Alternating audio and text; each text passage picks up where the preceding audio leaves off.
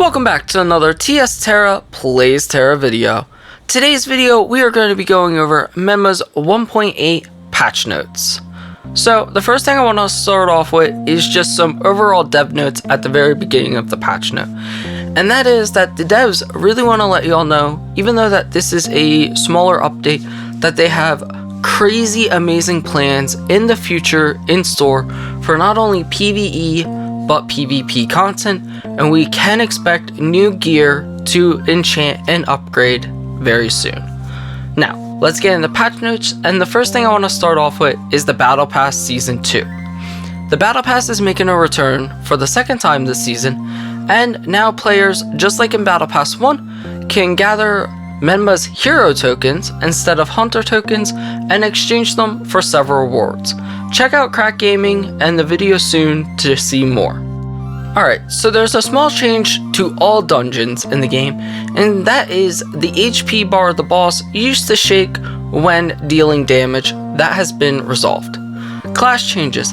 As always, I want to keep these patch notes as short and sweet as I can, so if you want to see anything about the classes specifically, the notes will be linked in the description of this video.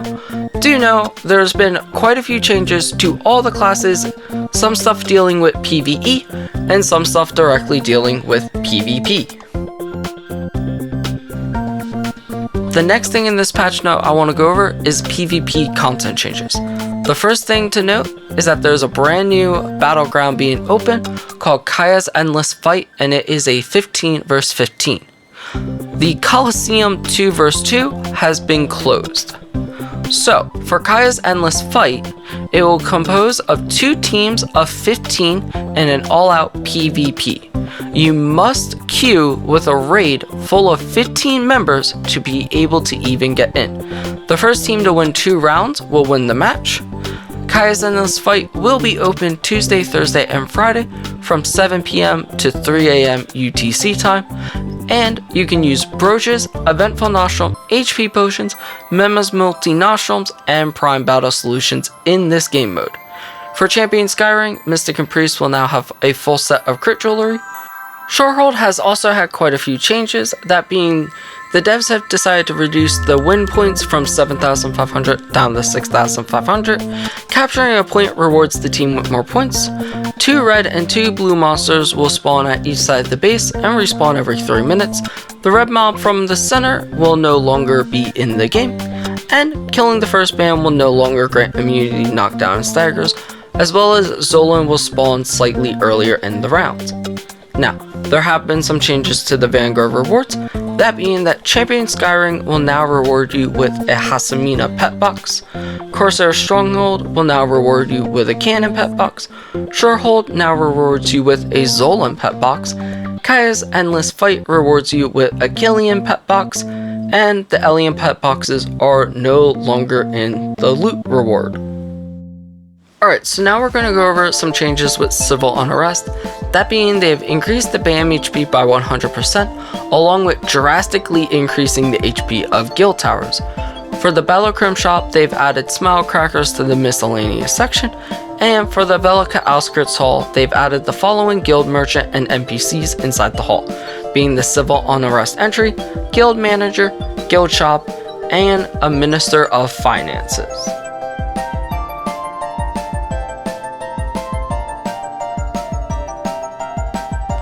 Next, I want to go over just general content changes, and the first thing is the Guardian Legion missions.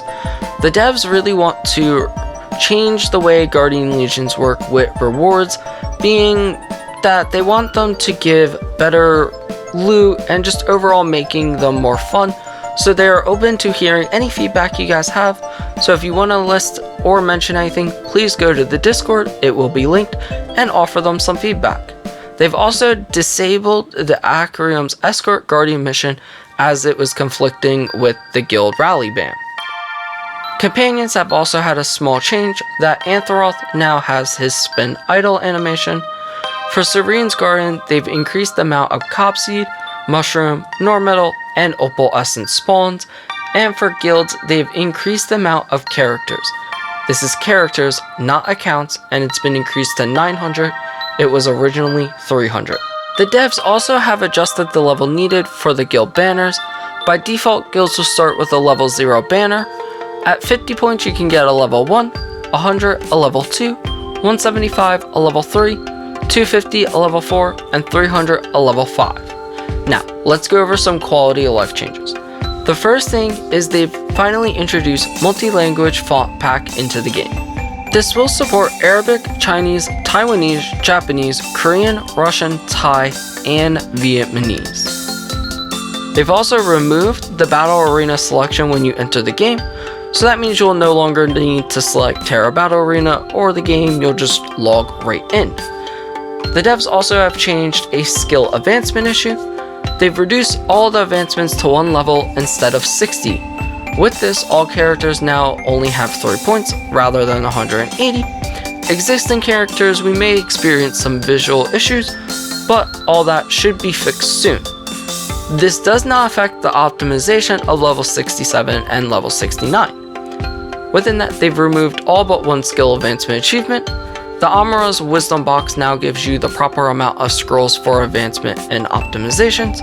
They've also adjusted all the related tooltips based on this change. And if you make a new character, it'll start with the corresponding gearbox automatically.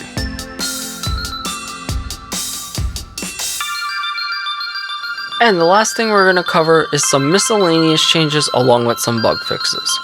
So, the all-purpose potions now removes powerful and Teni Savage Droughts.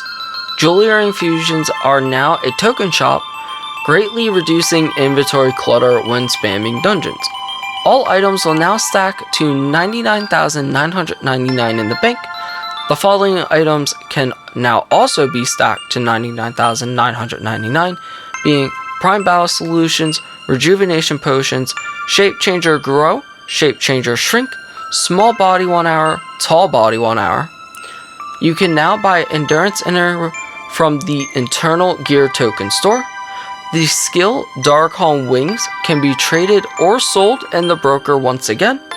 And the devs have made various changes to tooltips.